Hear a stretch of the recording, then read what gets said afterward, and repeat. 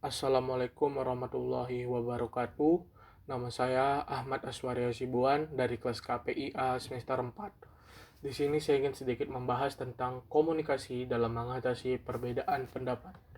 Langsung saja kita ke materi pertama, yaitu adalah penyebab dari perbedaan pendapat. Yang pertama itu adalah nilai dan keyakinan. Yang kedua itu adalah kepentingan. Yang ketiga itu adalah gaya komunikasi.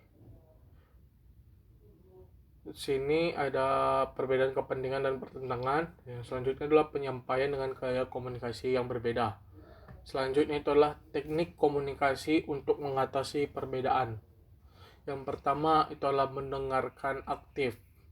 Yang mana di sini kalian harus mendengarkan dengan penuh perhatian apa yang dikatakan orang lain tanpa interupsi dan tanpa memotong pembicaraannya.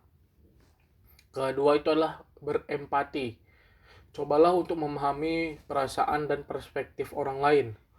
Yang ketiga itu adalah klarifikasi dan parafase. Ulangin apa yang Anda dengarkan dan ubah itu dengan kata-kata Anda sendiri. Di sini untuk memastikan bahwa Anda benar-benar memahami dengan benar apa yang dikatakannya.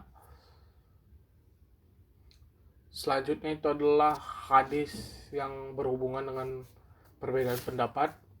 Hadis hadis yang saya angkat ini adalah hadis riwayat Muslim nomor 5586. Hadis ini memiliki arti bunyi kejujuran membawa kepada kebaikan dan kebaikan mengantarkan seseorang ke surga. Baik, langsung saja kita ke dalam latihan soal yang mana saya sudah menyiapkan 5 soal untuk kita jawab bersama, 5 soal pilihan berganda yang akan kita jawab bersama.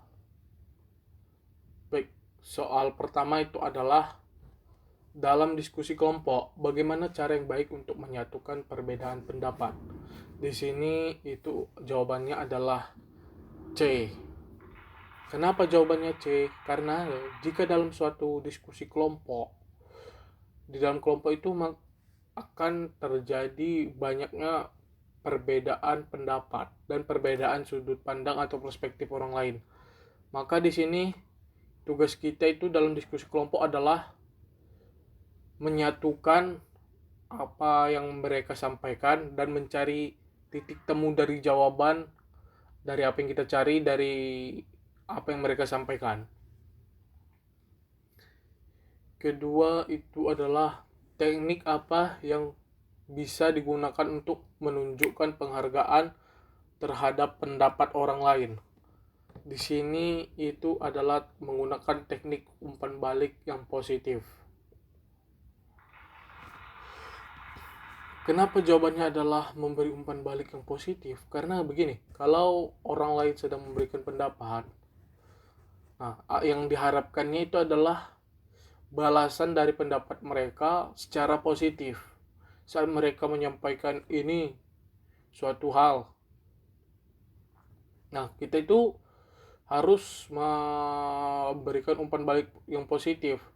Nggak usah kita pedulikan apa yang dia sampaikan, apa yang salah atau benarnya. Nah, tapi tetap aja kita harus memberikan umpan balik yang secara positif. Pertanyaan ketiga itu adalah apa salah satu penyebab utama perbedaan pendapat? Sini jawabannya adalah B, perbedaan interpretasi terhadap informasi.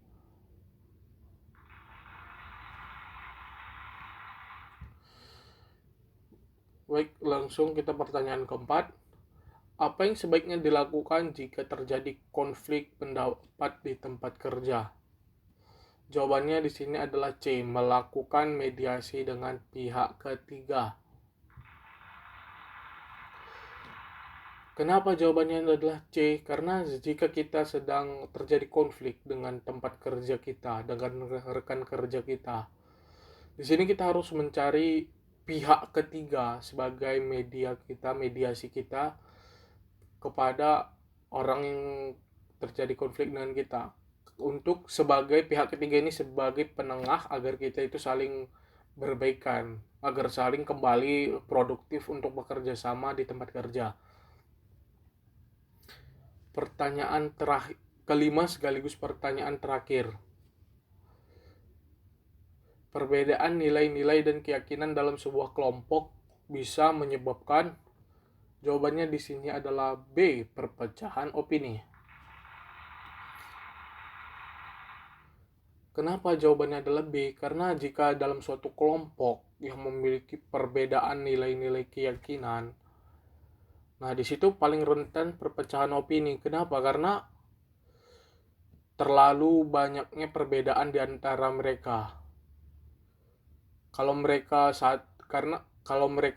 satu, mungkin mereka tetap akan terpecah juga opini mereka tentang sudut pandang mereka terhadap keyakinan-keyakinannya. Tapi kalau udah namanya perbedaan secara kelompok, itu saya rasa perpecahan opininya walau itu jauh lebih besar daripada yang memang di kelompok itu satu keyakinan. Baik, mungkin itu saja yang dapat saya sampaikan. Lebih dan kurang saya mohon maaf.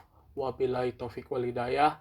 Assalamualaikum warahmatullahi wabarakatuh.